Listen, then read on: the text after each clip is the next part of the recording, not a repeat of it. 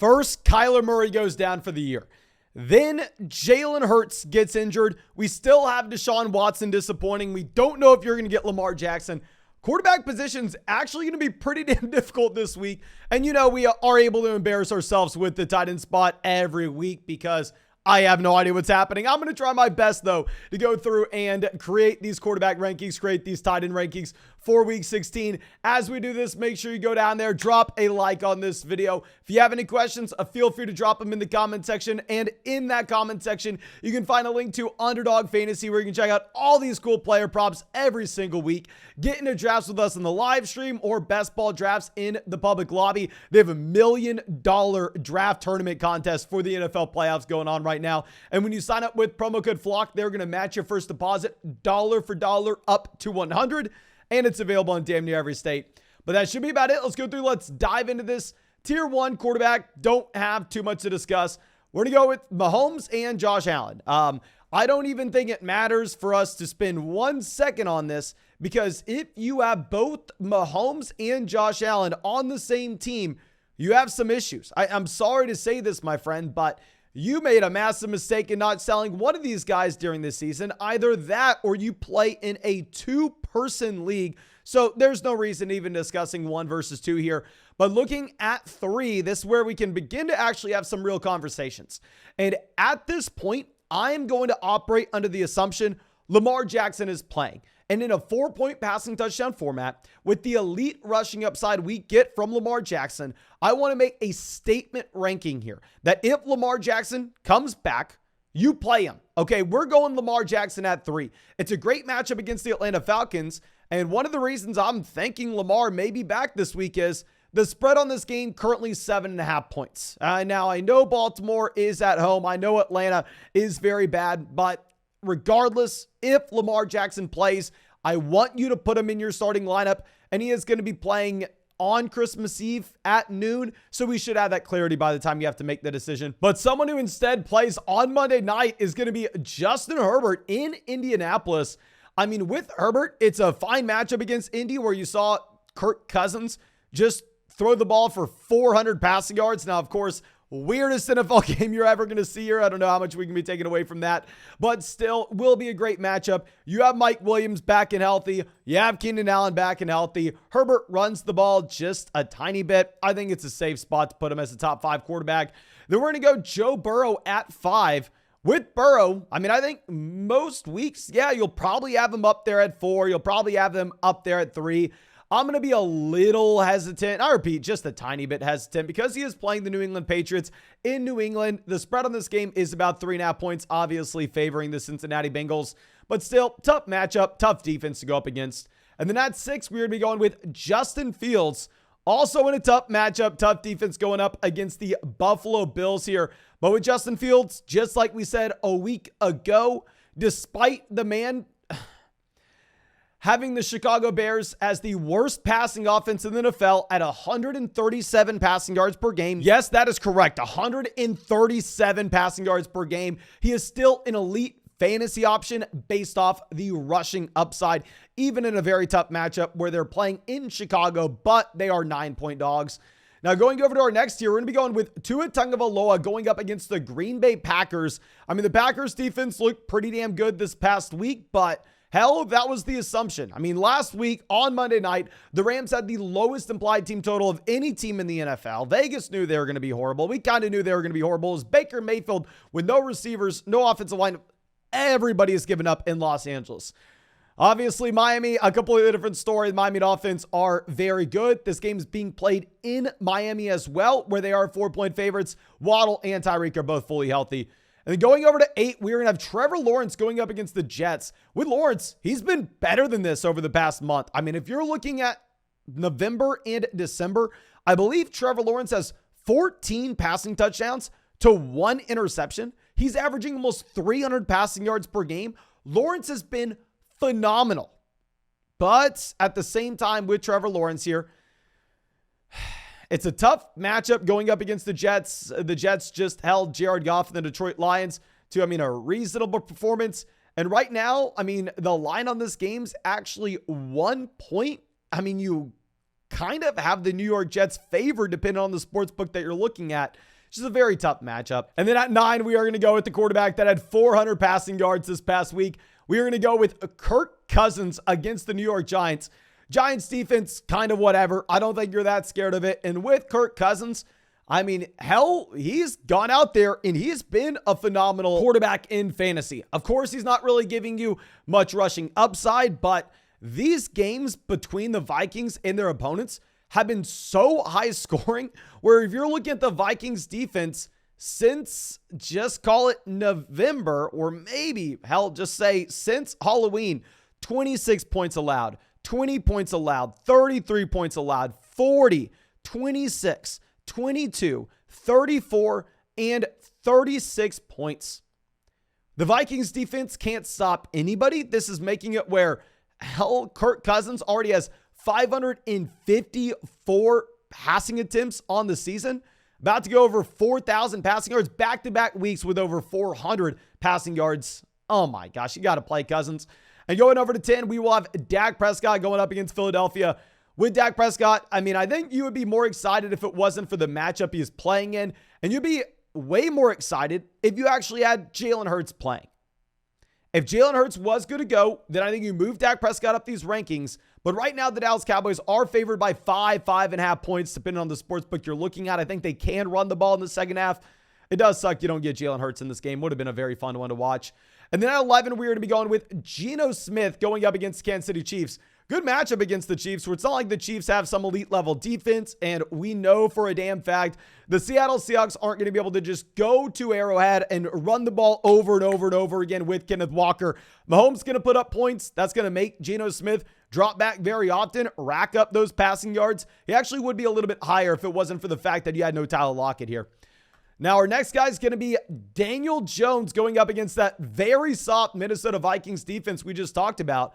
My issue with Daniel Jones, while yeah, it's a phenomenal matchup, combined with the fact this quarterback that does have some rushing upside, he has no weapons. We already know the Giants have suffered a decent amount of offensive line injuries so far this season, but look at how their wide receiver core has been decimated.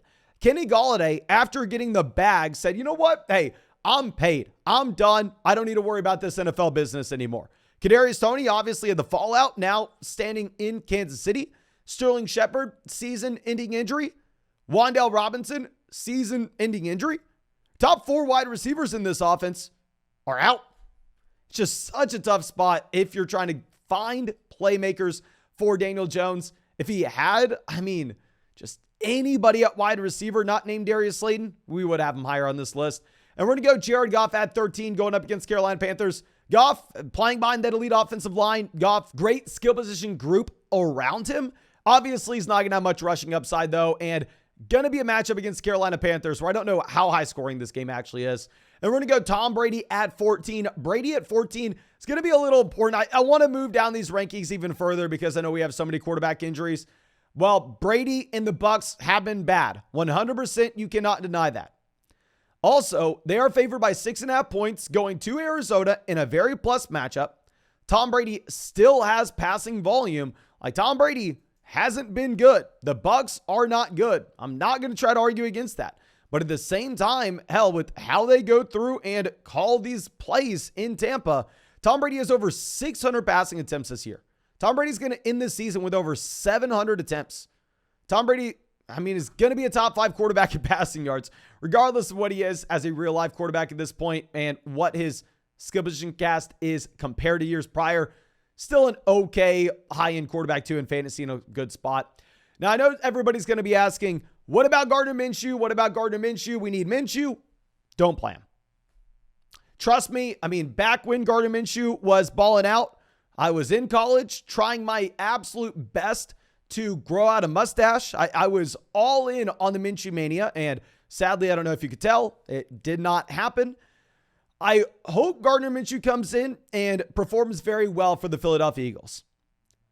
However, I don't want to just rush into stardom this week in a very tough matchup against the Dallas Cowboys.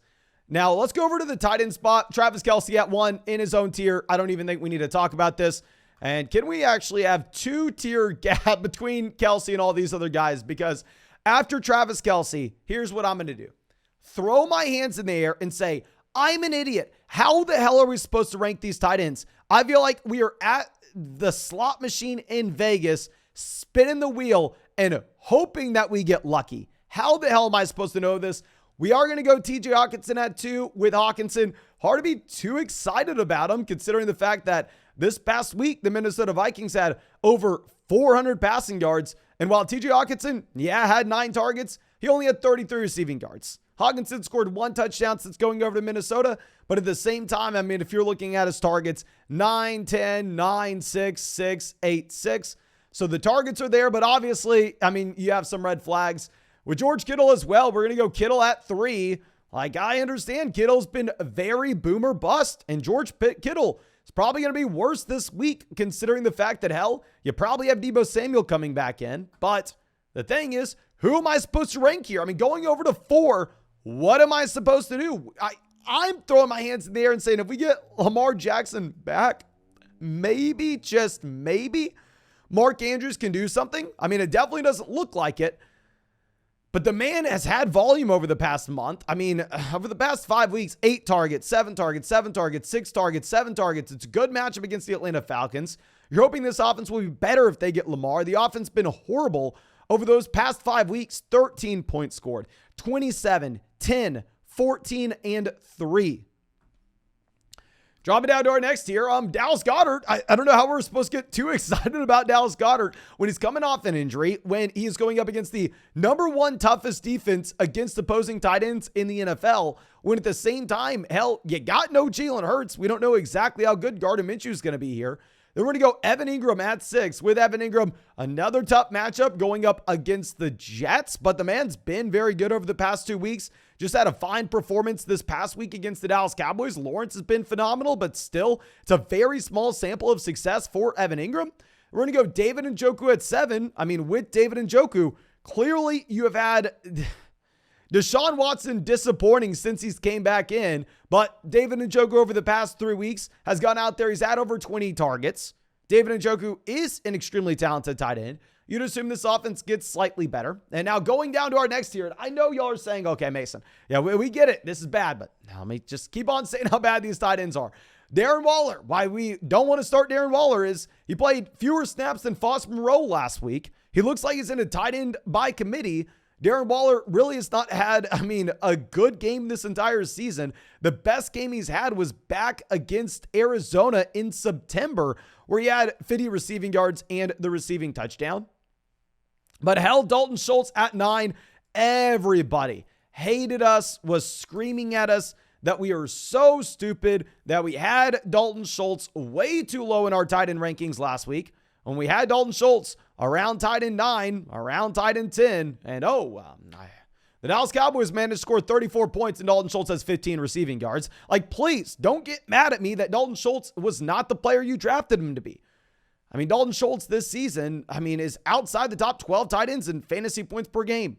I'm giving him some credit here, even in a tough matchup going up against Philadelphia. Now, dropping down to our next tier, we're going to go Pat Freiermuth, who Freiermuth has been on the steady decline in targets, on the steady decline in snaps. The man saw 0 targets this past week. Matchup going up against the Raiders is kind of whatever. Then Juwan Johnson is going to be a tight end that's actually been pretty damn good. Like, as we go through and talk about all the negatives with every other player here, I kind of want to maybe say Juwan Johnson should be higher in these rankings, considering the fact that the man just scores touchdowns every single time he steps on the field. But you still have Taysom Hill there vulturing touchdowns, obviously.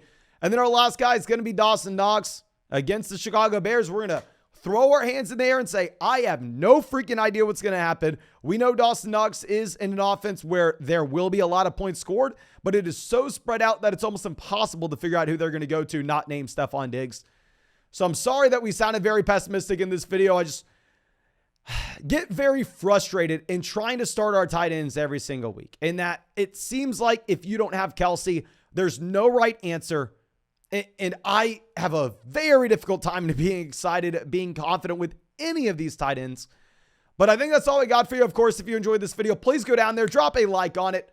If you want to check out any of these player props, you can find the link in the comment section. And on Underdog Fantasy, not only are they going to match your first deposit dollar for dollar up to 100 with promo code FLOCK, but you can also get into best ball drafts in the public lobby, get into best ball drafts with us on the live stream. If you have any questions, drop them in that comment section. Thank you again. I truly do appreciate you. I really hope you have a great day, and I really do hope we get to see you in the live stream tonight.